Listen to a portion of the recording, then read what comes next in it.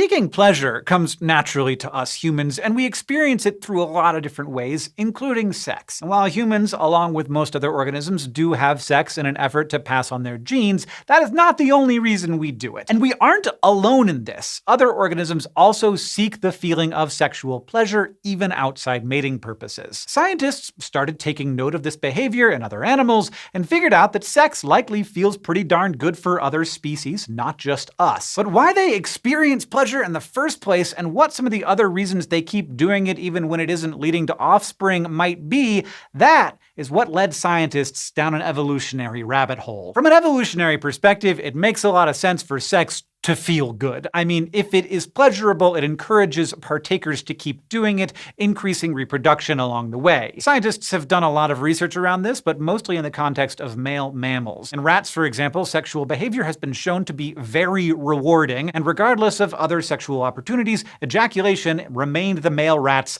top priority. But ejaculation is a key component of mating after all. Pleasure isn't a requirement, and that's the challenging part. Knowing if non-human species experience pleasure during sexual encounters isn't as straightforward. It's not like researchers can pop by with a clipboard and ask, "Hey, was it good for you?" What scientists can do is look for other cues that the animals are in it for the good times. For one, researchers can, they can look at the genitals. Take dolphins, for example. In a 2022 study, scientists uncovered that the clitoris of common bottlenose dolphins is shockingly similar to humans in shape, nerves, and tissue. It's also positioned in a way that is very likely to be stimulated during sex. Dolphins' behavior also tips us off that this organ seems to function in a pleasure-related way too, considering that female dolphins appear to masturbate and even stimulate each other outside of mating purposes. But still, it's pretty tricky to describe sexual pleasure in female dolphins with confidence, so scientists also looked for more easily recognizable climax cues in some of our closer relatives,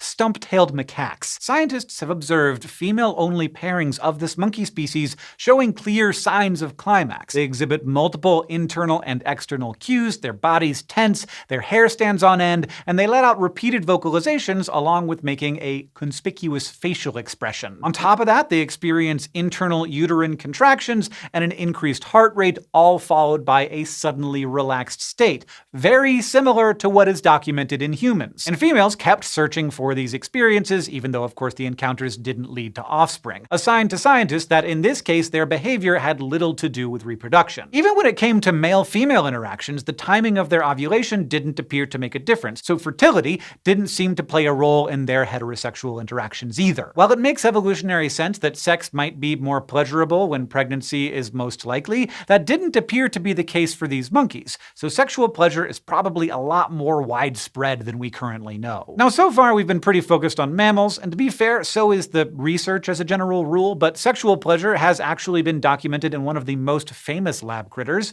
the fruit fly. In a study published in 2018 in the journal Current Biology, researchers genetically engineered male fruit flies so that exposure to a red light made them ejaculate. And it turned out that these flies really liked hanging out in the red-lit part of their enclosure. As in, they were hanging out there on account of, the automatic release. Not only did they get some instant and repeated gratification as a result, but it also helped to reduce their consumption of ethanol, the star molecule in things like beer or your favorite cocktail. That's because the flies tend to seek out other pleasurable experiences in the absence of sex, like drinking alcohol. But pleasurable sex might not always be as simple as leftover evolutionary baggage that encourages us to breed in the first place. There are other evolutionary advantages to feeling pleasure during sexual activity. For one, pleasure might help prolong the act, increasing the likelihood of successful fertilization. So to get more bang for their buck, short-nosed fruit bats incorporate oral stimulation during mating to prolong their session. And it makes a significant difference. For every second of licking, the sex lasted 6 seconds longer. Now, while these observations can't conclude exactly why this behavior is occurring and how pleasurable it actually is,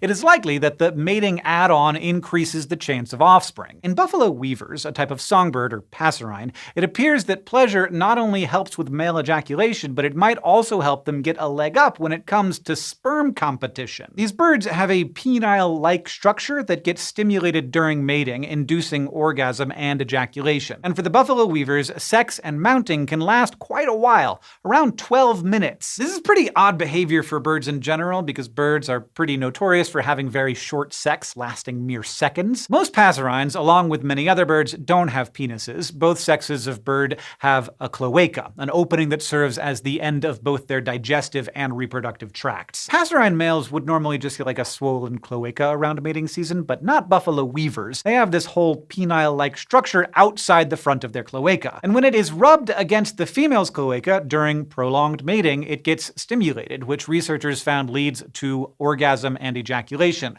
a key part of buffalo weavers' mating. You see, these birds breed in colonies, and males are in pretty intense competition with each other when it comes to successfully passing on their genes. One hypothesis is that a penile-like structure requires more stimulation to ejaculate. This takes up a lot more of their mate's time, so she is less available to be fertilized by other competitors. So pleasure that leads to greater sperm success seems like an evolutionary slam dunk in terms of having a reason to experience the good feelings. But how frequently and intensely some animals experience sexual pleasure can be complicated, and it isn't always just about the physical act itself. In some cases, sexual pleasure might have also evolved to send us messages about who we should be doing it with to begin with. In a study of Japanese macaques, their partner's duration and physical efforts played an important role in how pleasurable the sex was. But something else influenced the level of pleasure a female exhibits too: social status. Lower caste females orgasmed when mating with higher ranking males. But it seems that this power imbalance only worked in one direction, because when higher ranking females were paired with lower status males,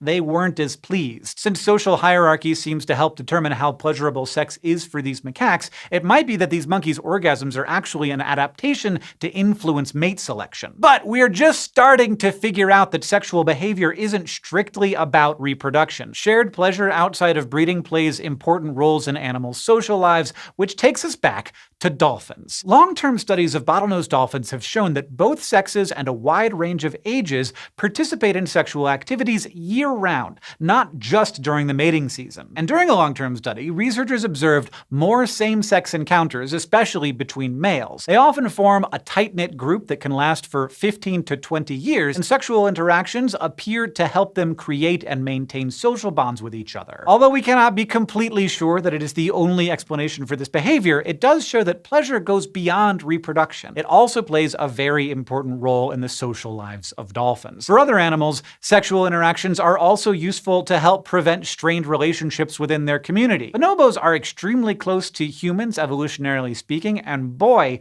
are they famous for their active sex lives. From a young age, bonobos engage in a wide range of sexual interactions with all sex and age combinations, for many reasons beyond reproduction, too, from social bonding to stress reduction. That's because bonobos are a very social species, and most of their interactions are pretty much egalitarian. But when conflict bubbles up, they take a different approach to conflict resolution. Females are at the center of the community, so they might reconcile differences through sexual behaviors, which works to ease the tension in certain situations, like in conflicts over food availability. But at the end of the day, although animals experience pleasure in multiple ways, we still don't know just how widespread sexual pleasure really is. Until an animal translator is created, it will remain very difficult to know the extent of pleasure that other species are feeling. But there is some pretty strong evidence that, much like us, many other animals appear to just really enjoy a wide range of sexual behaviors. And not only that, they are seeking sexual contact for a much more complex range of reasons than we often give them credit for. Thanks for watching this episode of SciShow, which we weren't ever gonna get sponsored by like a normal sponsor, so